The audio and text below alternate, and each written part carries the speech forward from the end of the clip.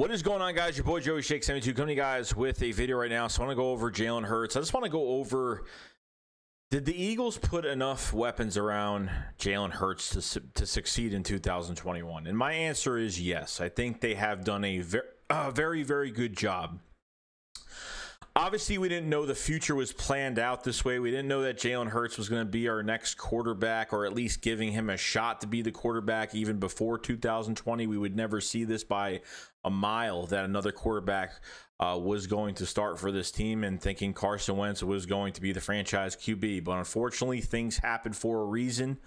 I think when you take the differences, when Carson Wentz was here, obviously you had an injury-prone quarterback. He had a quarterback that did not amount to what he was prior to, obviously after the 2017 season. It was just a total disaster. With Jalen Hurts, and look, when you look at Carson Wentz, and I don't think the Eagles did, I don't think they had the right game plan, even after 17. I don't think they had the right game plan around him. I don't think, out of his defense, I don't think they've had the right game plan around him. I don't think they put the right pieces around him and the right scheme around him. I saw that even after when Nick Foles won the Super Bowl in 17, that, they started changing the way Carson was playing. They were giving him a little bit more RPO work. They were doing some different things with him that did not fit his skill set at all. So there's a lot that goes into it. But to move forward with that, coming into this season, obviously you had a lot of receivers that had short-term success. Travis Fulgham, after that comeback win against San Francisco week 4, and then beyond that, could have had almost 1,000 yards. It was pretty close to where he could have had to an 800 to a 1,000-yard season. Then obviously I think he did get injured, and then never really got that chance to get back in the lineup after Deshaun Jackson. Alshon Jeffrey came in and really just ruined just how much chances that these young guys did have. You know what I mean? JJ Arcega-Whiteside, obviously, not a factor. I think he's not even going to make the roster this year. Greg Ward was a very reliable receiver for I think for Carson Wentz, as well as I think really good for Jalen Hurts. I think was one of the most reliable receivers. John Hightower had his drops in the beginning last year, and then he started to do well. But I think they used him the wrong way, but he had some short-term success. Travis Fulgham, short-term success. Quez Watkins didn't really get a chance until Jalen Hurts became quarterback. Had that 32-yard screen pass, touchdown in the Arizona game, then had that big reception in the Cowboys game. So, I just want to see more. You go out, you get guys like Trevon Grimes undrafted. You get DeVonta Smith, which I cannot wait. The Eagles actually have an X receiver. The Eagles have a number 1 receiver. So getting DeVonta Smith, moving up past the Giants, and trading with the Cowboys at 10 was something I did not expect. And they did it, and they got it done. So with DeVonta Smith and all these receivers that he has as of right now, I think that he's pretty set at that position. At this point, guys, they shouldn't be going after receiver for the next decade, okay? They really shouldn't, because they got a lot of guys that have like I said, I know that I use the word short-term success because obviously the veteran favoritism was over the young guys. When young guys were playing well, they used that veteran favoritism, put guys back in coming back from injury. If you have the hot hand, then keep them out there. You know what I mean? At the same time, it was very frustrating. I didn't know what this offense was capable of, what they were going to do. And then obviously after the Carson Wentz trade, we found out that the Eagles are going to build around Jalen Hurts. And I said, oh my God, this is awesome. And obviously some Eagles fans are not giving him a chance. I'm giving him a chance because, number 1, he was a second-round pick. Number 2, it's like you have to give him a chance. He's going to compete. He's going to beat out Joe Flacco. So really, there's nothing else to really say about it. I just want a full evaluation. If there was a chance when Jalen Hurts didn't start this year, and I sat back and I said, you know what? And if someone else started in front of him, I'm always going to say to myself after we lose a game, what if Jalen Hurts played this year? What if he started in this game? If Jalen Hurts was in, we probably wouldn't have won the game. All these things. Like, if I get a full evaluation of Jalen Hurts, whether he's a success or a failure, as long as we know that he worked his tail off this offseason, and he pretty much had videos shown of him doing things because he wants the fans to know that he's working his tail off, that he's, you got a QB. It's kind of like a punch at Carson Wentz a little bit because, haven't really seen much, even when he was here, like even last year, I didn't really see much of an offseason. Obviously with the stuff that went on in the offseason last year, that Eagles were only limited to so many things. But with Jalen Hurts having that offseason, building chemistry before, even the rookie minicamp and, training camp and, even OTAs even started at one point, now, a whole offseason is definitely going to help Jalen Hurts in the end with everything going on. When you go to the tight ends, Zach Ertz, we're still waiting on that trade. Not going to be an Eagle. It's definitely not going to happen. And Dallas Goedert, I think, is more than fully capable. Has become a prime blocker, is a 50-50 possession receiver, in my opinion. You just throw it up to him and he grabs it. He's got that physicality to where if he catches the ball and runs into people, he's like a bruiser running back when he gets the ball, because he will run into some guys, get a few extra yards. So he's got that bruiser mentality with him if he has to do it. I think after that Cowboys game a couple years ago, after he drafted Dallas Goedert, when he had that offensive penalty that shouldn't have been a penalty, and he pretty much ran down, on the Cowboys defense, and after that play, I was really starstruck on what he could do. I think he's a fantastic tight end. Obviously, you got to find that number 2 tight end, which you have plenty of them in Jack Stahl, Jason Kroom, Caleb Wilson, and Hakeem Butler still on the roster. Unless they want to go out and get a free agent, it's all up to them. But I think tight ends, I think they have a good one. This is the final year of Dallas Goedert's contract, and I think he's going to do very well. I want to see him as a starter. I want to see him as Jalen Hurts' guy in this offense. Obviously, as a tight end, obviously as the number 1 tight end, and really just see him flourish. And I think, and obviously Nick Sirianni loves to use tight ends a lot. Okay, then you go to running backs, and they have 8 running backs that are going to be competing. I don't know how many they're keeping, 2, 3, 4. I have no idea. But I think, I think when you bring competition to your offense, you're putting the best players available. Obviously, when you have a good run game, you have a nice balance. That pretty much means you're taking off pressure off your quarterback, it makes defenses wonder what you're going to do. The more running backs you have with different skill sets, the better the more they have to prepare for your running backs with Jalen Hurts extending plays on top of it.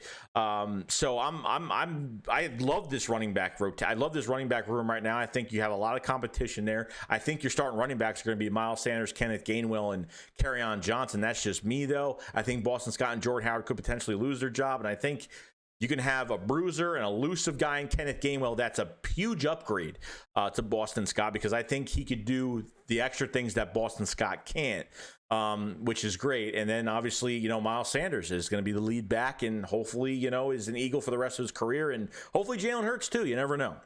And then you go to, obviously, the offensive line, which is the most important. You have to protect your quarterback. I think Howie Roseman has done a really good job here.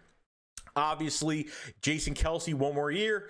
And then you got, Landon Dickerson, which they drafted in the 2nd round behind him. Unfortunately, this was a pick that not a lot of people were a fan of. I'm not trashing the player. I think the player is fantastic. He was a top 25 pick in this draft. Obviously, had those 2 season-ending injuries, 2 knee injuries, 2 ankle injuries. So there's a lot going on there. But you have some really good guys. But Nate Herbig, an undrafted guard with the Philadelphia Eagles, did so well last year. Played left and right guard when he needed to, and played fantastic. And like I said, guys, for the offensive line, the more you know, the more worth you have on that offensive line, the more positions you could play. Nate Herbig, when I saw him even the week 2 against the Rams last year, and he was manhandling Aaron Donald pretty well, taking him one-on-one, no problem whatsoever. And games forward from that, I thought they did a pretty good job. Now, I don't think Matt Pryor's that good. Andre Dillard, we really don't have any resume with him. I think the Eagles have totally, did him wrong when he got drafted, because all they did was redshirt him and throw Jason Peters in front of him. They started him 3 times. Put him at right tackle for a game and totally just blew his confidence out the window. So Andre Dillard has a chance to do something to compete, or at least try to cross-train some positions. I think that's a huge strength for the Eagles. They like to cross-train guys.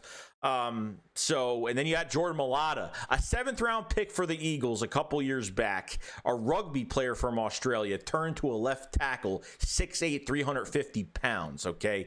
I think he's fantastic. I think he's going to beat Andre Dillard. That's going to be your future left tackle. I think he's finally going to get some recognition in his name this year. And yeah, I love his edge, and he pancakes somebody and the guy tries to get up, he'll push him back down on the ground. I love his attitude during during games. So offensive line wise, they have Jack Driscoll at right tackle, which I thought was pretty cool last year. When Lane Johnson couldn't play beginning of the year last year, and they just threw Jack Driscoll in front of Matt Pryor. I thought that really showed that, yeah, he could play, and he actually played pretty well. He started a couple games, and when Lane Johnson came back, he was like that swing guy for a while, and then obviously when more injuries came, got a little bit of playing time, but I thought Jack Driscoll could be your future right tackle. I don't know if they're going to do anything else with him, but there's definitely a lot of different things you could do there. Offensive line-wise, guys, I think, and then you sign Clark. You sign Clark in free agency. LaRaven Clark, I think is his name, and he was the Colts swing tackle. He's played left tackle, right guard.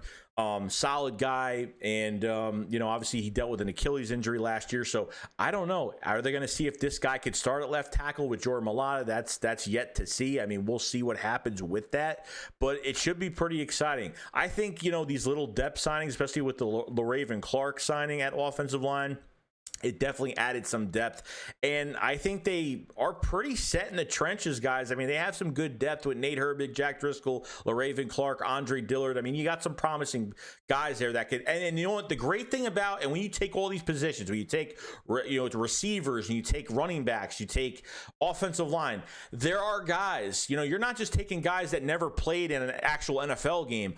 All these guys have had starting experience. The young guys have had starting experience. That's the good thing about it, guys, because before they were benched, whether it was receivers or whatnot, these guys have gotten playing time, and that's why a lot of analysis people on NFL say we're not good at those positions. But in reality, they were good until they were benched, and then this is when you stint players in development.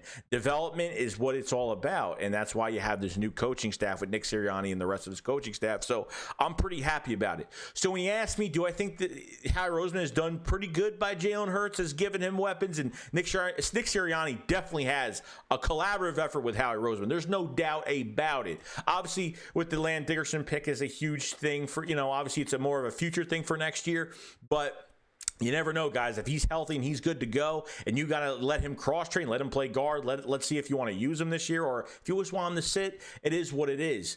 But, I think they don't have to go after another receiver for a long time if they play their cards right and keep the right guys on this roster. I think you can have a pretty good offense this year. I think Jalen Hurts will be successful. Not only will he have protection, with a top 5 offensive line, if healthy, you got a running back rotation that is going to take the whole entire league by storm by these different skill sets, these three or four running backs, however they keep, that defenses have to prepare for. And then you have these receivers that are so hungry. Guys like Trevon Grimes that's undrafted, that has a chip on his shoulder and wants to prove the Eagles that he could be something that probably should have been drafted in this draft. Okay, and then obviously you have Jalen Reagor that I'm definitely still on board with Reagor because, with this offense last year, how can you single one guy out in this offense last year? That's why it kind of goes crazy. But this video is over 13 minutes. I don't want to make it too long for you guys to watch. But, hey, it's something to talk about. I think Howie Roseman has done a good job around Jalen Hurts. And I'm going to say that as a positive for Howie Roseman, whether he's fired after this year or whatever happens. And obviously I'm still not a fan of him. But I think he's done the right thing by Jalen Hurts. I think we can all agree that between the depth signings, what we have on this roster, and obviously a lot of competition, the more competition you have, with that right scheme, and accountability is crucial.